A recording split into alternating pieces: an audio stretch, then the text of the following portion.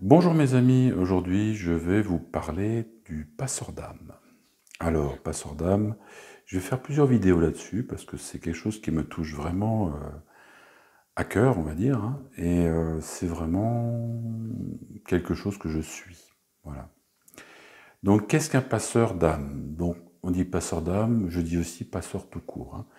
Un passeur d'âme, en tout cas, tout ce que je vais dire maintenant, tout ce que je vais raconter, c'est 90-95% d'expérience et 5 à 10% de connaissances, hein. Voilà.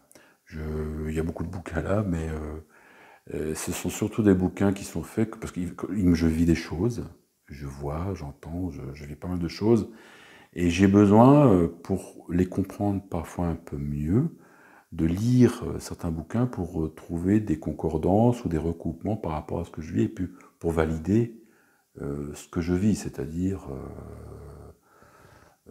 il y en a d'autres qui vivent la même chose que moi, donc je ne suis pas fou, quoi. Enfin, vous voyez ce que je veux dire, quoi. Comment j'ai su déjà que j'étais passeur d'âme? Comment j'ai été formé à passeur d'âme? J'ai été formé, on va dire, dans l'astral. Alors, je vais vous raconter un peu cette histoire. Donc en astral, moi je vis l'astral comme ça, hein. Je me mets pas en condition et puis je sors de mon corps. J'ai essayé, j'ai eu quelques bons résultats, mais généralement c'est quand je m'endors le soir et puis le matin, quand je commence à me réveiller et je sors de mon corps, avant de me réveiller complètement, je suis hors de mon corps et je suis conscient de ça. Voilà. C'est pas tout le temps, mais quand ça m'arrive, j'ai le focus complet, je vois clairement tout. Je suis conscient que je suis dans mon corps astral. Je me dis à ce moment-là, bon, bah, je peux le réintégrer, mon corps physique, et me réveiller, me lever, ou je peux continuer l'expérience de l'autre côté, puis voir ce qui m'attend, pourquoi je suis conscient de l'autre côté, qu'est-ce qu'on veut que j'apprenne. Voilà. Donc c'est comme ça que j'ai appris qu'on m'a formé. Première expérience que j'ai eue, je ne savais pas du tout, hein, je vous le dis franchement de vous à moi, je ne savais pas du tout à une époque ce que c'était qu'un passeur d'âme. Il a fallu que je lise pour que je recoupe, hein, que je lise pas mal de bouquins pour vous comprendre ce que c'était, et je n'en avais aucune idée. Il y aurait des familles d'âmes. Donc il y aurait les guérisseurs, il y aurait les passeurs. Alors, généralement les passeurs et les guérisseurs sont plus ou moins reliés. Il y aurait les bâtisseurs, enfin il y aurait 7 ou 8 familles, je ne sais pas trop, vous voyez. Et moi je serais dans cette famille de passeurs, voilà. Donc je vous invite à acheter les bouquins, voir où vous vous situez dans votre famille d'âmes.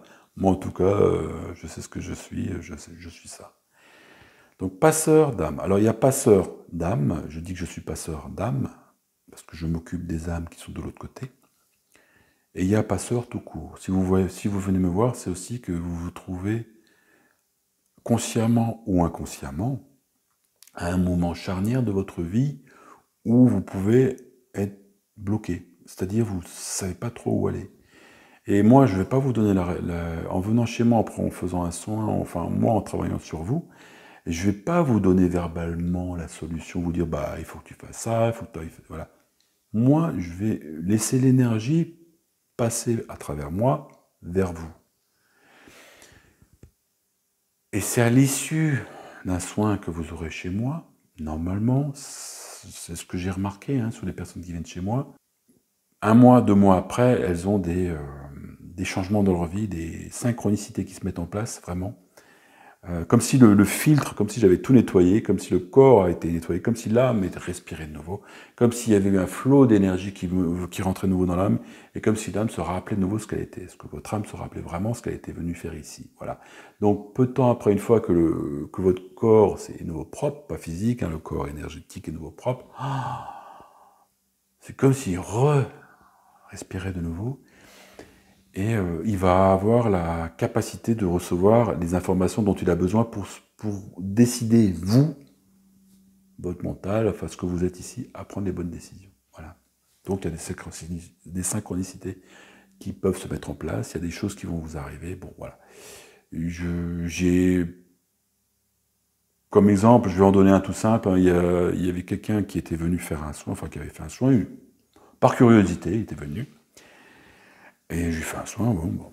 Voilà, le soin se passe bien, il n'y a pas eu de choses particulières, moi j'ai senti l'énergie passer, j'ai senti beaucoup de choses, lui moins, voilà. Donc voilà, il n'a pas eu la révélation, il n'a pas marché sur l'eau en sortant d'ici, enfin voilà quoi. Et il est parti, mais je sentais qu'il était il était un peu sur sa faim, bref. Et cette personne, je la recroise 3 ou 4 mois après, et je lui dis, alors, comment tu vas? Et puis on discute un peu. Et dans la conversation, il me lâche une information très précieuse pour moi, il me dit, ben oui, je suis devenu végétarien. Pour quelqu'un qui met bien la viande, enfin... Je dis, ah bon, t'es devenu végétarien, hein? Et puis j'ai essayé de lui tirer un peu les airs du nez comme ça. Mais quand? Ça a commencé quand? Et puis, j'ai situé plus ou moins 2, 3, 4 semaines après le soin que je lui ai fait. Elle s'en était pas rendue compte. Après, vous allez me dire, ouais, mais si ça se trouve, il serait devenu végétarien quand même. Peut-être. Je suis d'accord avec vous. Mais peut-être pas. Je dis ça parce que je me rends compte que les personnes qui viennent ici, certaines peuvent avoir pas mal de choses qui changent dans leur vie. En bien ou en mal, hein, attention. Hein. Le changement n'est pas toujours, ça peut être un changement douloureux, mais qui est pour votre bien, hein, attention. Hein. Il y a des synchronicités qui se mettent en place qu'on n'a pas envie de voir venir, mais qui viennent, parce que votre âme vous dit non, tu n'es pas sur le bon chemin, il faut que tu changes maintenant. Voilà. Bref. Donc il y a cette idée de passeur dans un moment clé de votre vie, consciemment ou inconsciemment. Donc après, ne venez pas chez moi pour faire un soin, et quand vous sortez de chez moi, pendant 1 mois, 2 mois, vous êtes là à l'affût, oh, qu'est-ce qui va m'arriver, qu'est-ce qui va m'arriver, et puis, ah non, non, non, non, non, non, non, non. Alors là, c'est pire que tout. Ce qu'on vous demande, c'est vraiment d'accueillir cette énergie et vraiment de lâcher prise, quoi, hein, c'est tout. Et puis, si vous êtes constamment après, qu'est-ce qui va m'arriver, qu'est-ce qui va m'arriver, il n'y a rien qui va vous arriver. Moi, je vous le dis, hein, parce que vous allez rentrer dans votre mental et puis vous allez fermer toutes les portes à ce qui pourrait vous arriver. Voilà. Donc, oubliez, vous faites cette séance, vous êtes heureux, vous partez, et vous vivez votre vie, et puis dans 3 mois, vous faites un petit peu de recul, et puis vous regardez ce qui s'est passé. Et après, on en reparle, si vous voulez. Voilà. Donc ça peut être pour 50% des personnes qui viennent ici. Après, il y a passeur. Donc ça, c'est le passeur. Et il y a passeur d'âme. Alors, le passeur d'âme, vous avez un peu ces idées de passeur d'âme, c'est la personne qui est la plus proche entre la terre et le ciel.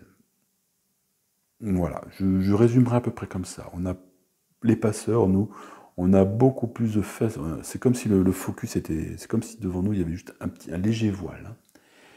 Et on voyait, on sentait les choses, et on connaît la mécanique, parce qu'on va parler de ça, c'est une technique, hein, on connaît la mécanique, le mécanisme de ce qui se passe de l'autre côté.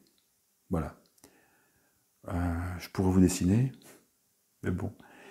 Donc, quand vous imaginez un passeur d'âme, moi j'ai la bonne image, c'est un petit peu dans les temps, je crois, égyptiens, je crois.